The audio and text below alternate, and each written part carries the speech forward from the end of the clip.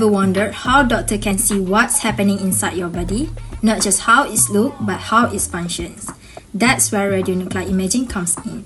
So radionuclide imaging is a non-invasive diagnostic technique used in the field of nuclear medicine.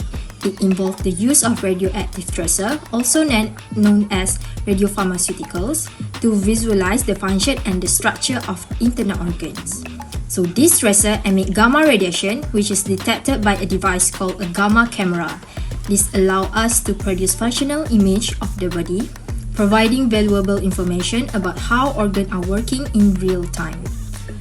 Also, radionuclide imaging plays a crucial role in detecting disease at an earlier stage, often before any physical change can be seen on conventional imaging methods like X-ray or MRI. So among the many radionuclide used, TC-99m or TC-99m is the most essential. In fact, it involved in over 80% of all nuclear medicine procedures worldwide, making it a cornerstone of modern diagnostic imaging. In nuclear medicine, one of the most important tools used to produce radioactive tracer is the TC-99m Generator. So this device is designed to produce TC-99m or TC-99m, which is the most widely used radionuclide in diagnostic imaging. So TC-99m is obtained from the decay of molybdenum-99, also known as MO99. The process of extracting TC-99m from the generator is called elution, a technique often compared to milking a cow, which is why it's sometimes referred to as milking the generator. And one of the most key advantages of this generator is that it provides a daily on-site supply of TC-99m, making it highly convenient for preparing radiopharmaceutical use in patient imaging. So TC-99m has ideal characteristics for medical imaging, which is it has a short half-life of approximately 6 hours, minimizing radiation exposure, and it also emits 140 keV gamma ray, which are optimal for producing high-quality image. And thanks to this property, TC-99m delivers a clear diagnostic image while keeping the radiation dose low and safe for patients.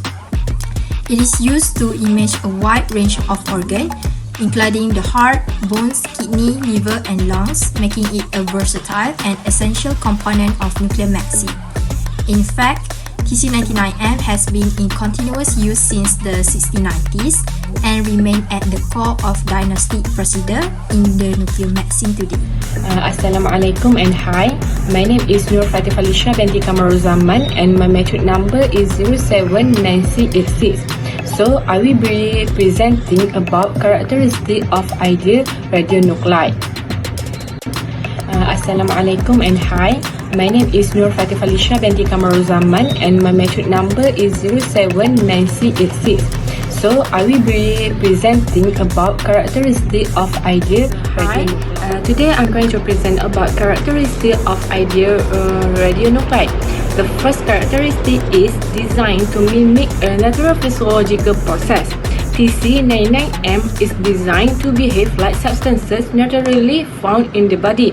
This allows it to follow normal biological pathway and making it very effective for imaging without disrupting body functions.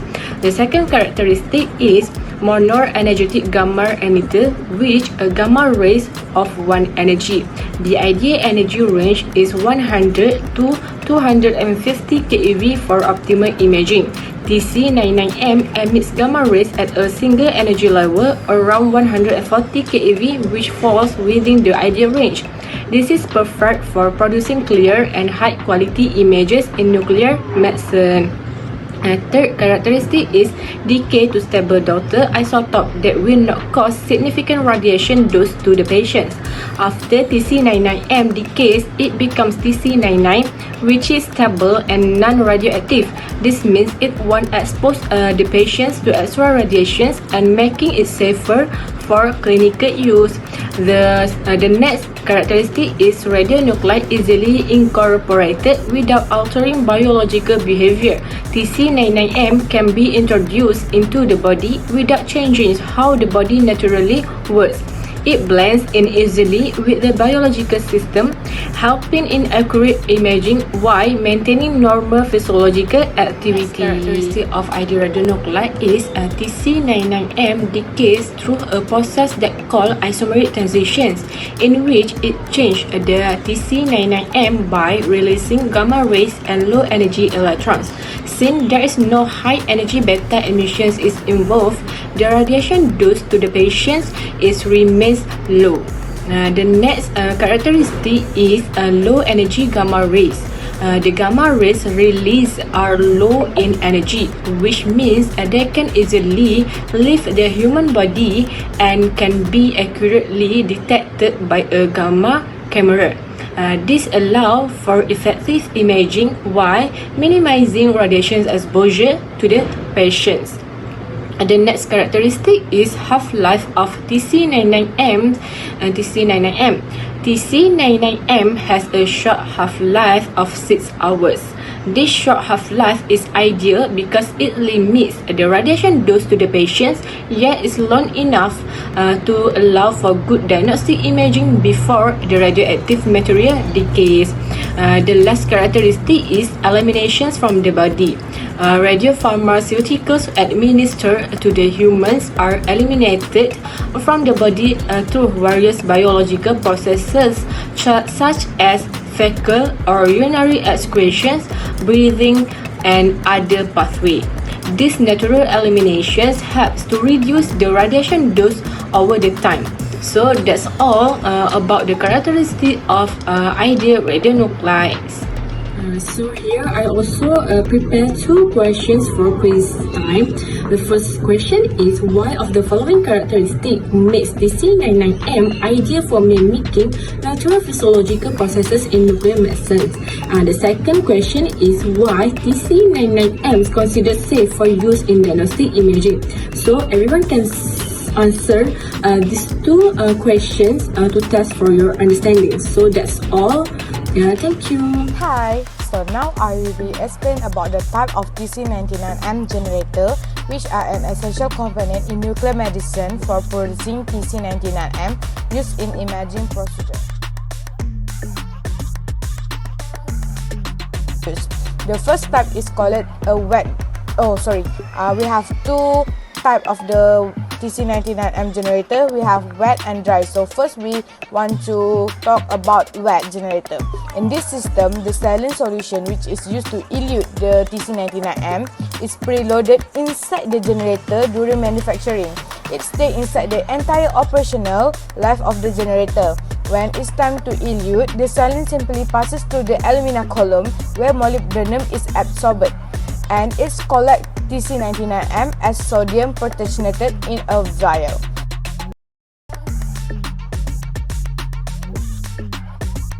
The main advantage of a wet generator is that it's fast and simple.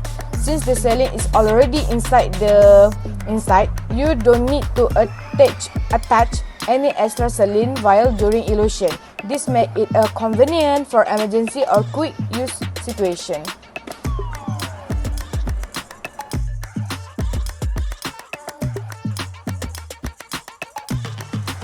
However, it does have disadvantage too. The biggest issue is radiolysis, because the saline is constantly exposed to radiation inside the generator.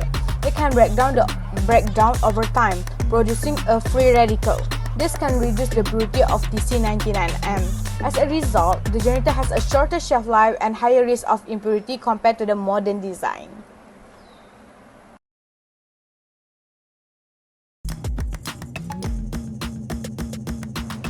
Next, we have dry generator. Unlike the wet type, this one does not have any saline stored inside.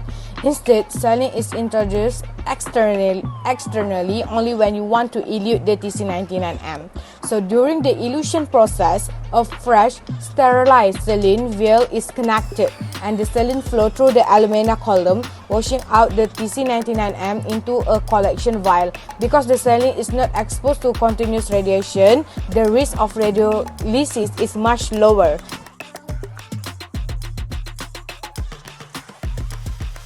The risk of radiolysis is much lower. This gives the dry generator several advantages. It has a longer operational shelf life, produce higher purity TC-99m, and is generally safer in terms of radiochemical quality.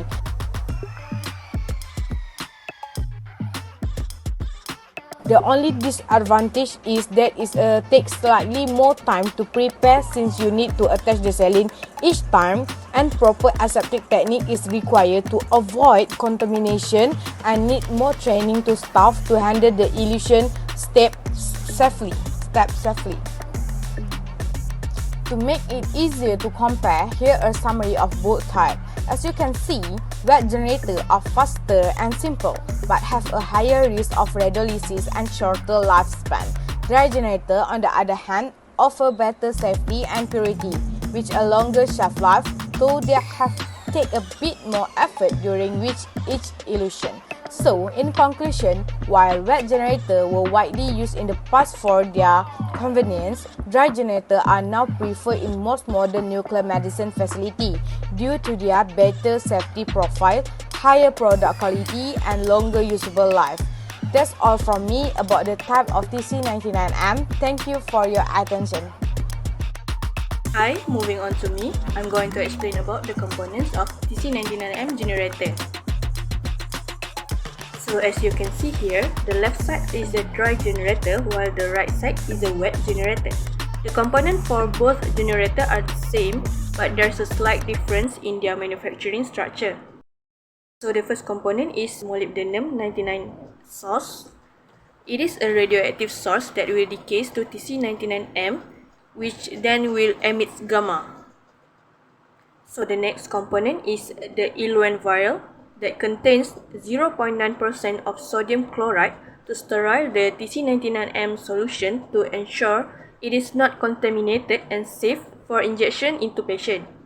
In dry generator, the eluent vial is visible on the top of the generator, while in wet generator, it is pre-filled inside the generator body during manufacturing. Next, we have the column glass that contains alumina that absorbs molybdenum 99 in the form of molybdate to prevent external contamination of the TC-99 system. Then we have shielding that made out of a lead or tungsten that casing around the generator to protect staff from radiation. Moving on to the next point, we have eluate vial, or we also call it as collection vial. The eluate vial receives and stores the TC-99m in the form of sodium pertechnetate. The TC-99m generator also have vacuum vial, which is pre-sealed and has a vacuum inside it that helps draw saline through the system during elution. Next is air filter. The air filter blocks bacteria, fungi, and particulates from entering the sterile system during pressure equalization or elution. And lastly, we have elution port. It is a specific outlet on the TC-99m generator where the saline flows through the alumina column during elution, carrying TC-99m out of the generator.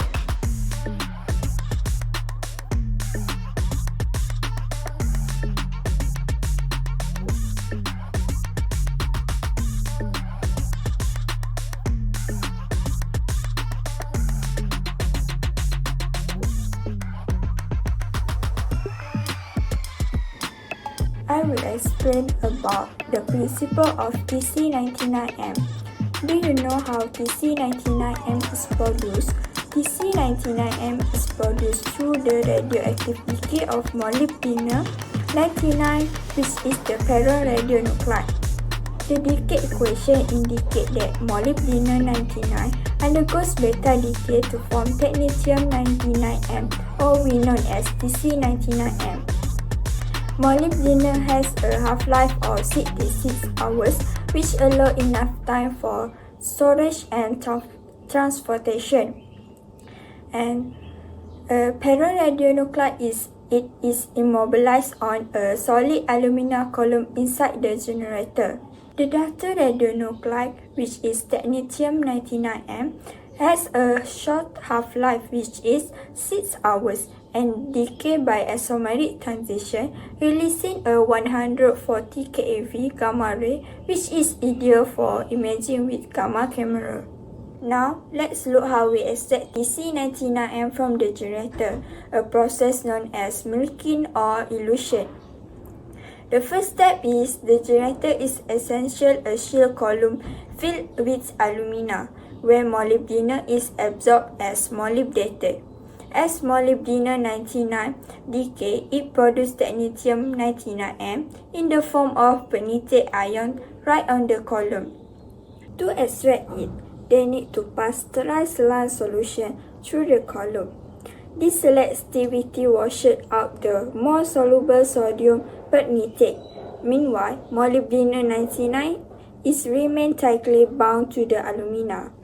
The last step is the TC-99m solution is collected into a shield evacuate wire, then it's ready for clinical use.